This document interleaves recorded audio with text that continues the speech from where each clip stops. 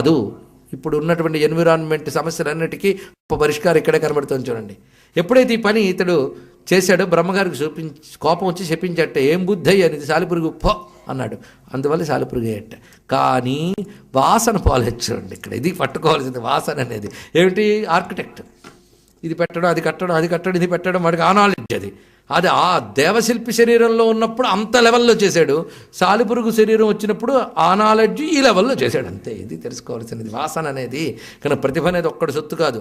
ఏ ఉపాధిలో ఉన్నప్పుడు ఆ ఉపాధికి తగ్గట్టుగా వస్తుంది. మానవ ఉపాధిలో అయితే సిమెంటు రాళ్ళు వేసి కడతాడు. ఇది ఇంకా తెలివి. ఏ సిమెంటు లేకుండా, ఏది దెబ్బ లేకుండా తన నోటి నుంచి వచ్చిన దారాలతో ఎంత అద్భుతంగా కడుతుందండి. దాన్ని చూస్తే మన బుద్ధి ఏమిటి అనిపిస్తుంది. కానీ ప్రకృతిని పరిశీలిస్తే మనకంటే మేధావులైన పశుపక్షాదులు చాలా కనిపిస్తాయి. గిజిగాని గూడు చాలదు తర్కాణానికి. ఎలా కట్టింది? ఏమి టెక్నాలజీ? ఇది మనం ఆలోచించగలిగితే ఆ విధంగా విశ్వకర్మ కొడుకు సాలిపురుగా పుట్టి ముక్తి పొందిపోయాడండి. ఈ కథలన్నిట్లో సూత్రంగా కనబడుతున్న విషయం మాత్రం ఒక్కటే. ఆ సూత్రప్రాయమైన అంశాన్ని మనం పట్టుకోగలగాలి. అదేమిటి అంటే ధూర్జటి గారు దాన్ని శతకంలో ప్రస్తావన చేశారు.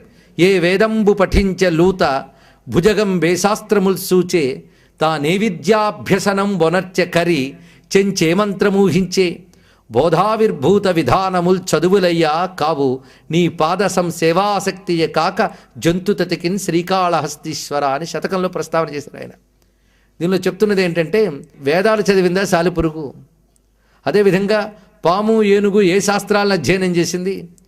చెంచు అనగా కన్నప్ప ఏ మంత్రాలను అనుష్ఠానం చేశాడని మరి వారు ఏ విధంగా తరించారు అంటే ఈ తెలివితేటలు, వాటితో చర్చాగోష్ఠులు, సందేహాలు తీర్చుకోవడాలు ఇది కాదయ్యా తరింపజేసేది.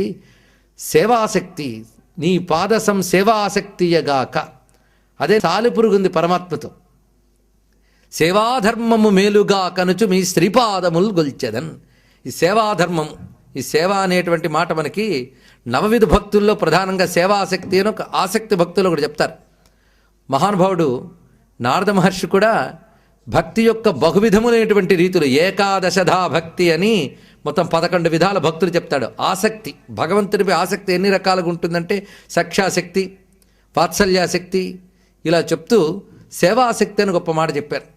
అందులో నవవిధ భక్తుల్లో కూడా సేవయు ఆత్మలో ఎరుకయున్ అన్నారు పోతన గారు కూడా. సేవ అనే మాటకు అర్థం ఏమిటి? ఇప్పుడు మనం సేవ అనే మాట ఎంత స్థాయిలో దించాలో అంత స్థాయిలో దించాం. సేవ అంటే భగవదర్పణ బుద్ధితో చేసినటువంటి కర్మ. ఇది ఒక ప్రధానార్థం గుర్తుపెట్టుకోవాలి. ఏ కర్మ చేసినా భగవదర్పణ బుద్ధితో చేసినప్పుడు భగవత్ ప్రీతి కోసం చేస్తున్నాం, ఆయనకు అర్పిస్తున్నాం. ఈ రెండు, తత్ప్రీత్యర్థం తదర్పణం, ఈ 2 భావాలతో చేసినప్పుడు అది సేవ అవుతున్నది. అప్పుడు మనకి ఆ కర్మపై ఇంకా అనురాగము, అటాచ్మెంటు, బంధనాలు ఉండవు. కర్మ చేస్తాం, దాంతో అంటుకోం. అందుకు భగవంతుడిపై ప్రీతి, తదర్పణ బుద్ధి, ఈ 2 చేయగలిగితే అదే త్యాగం.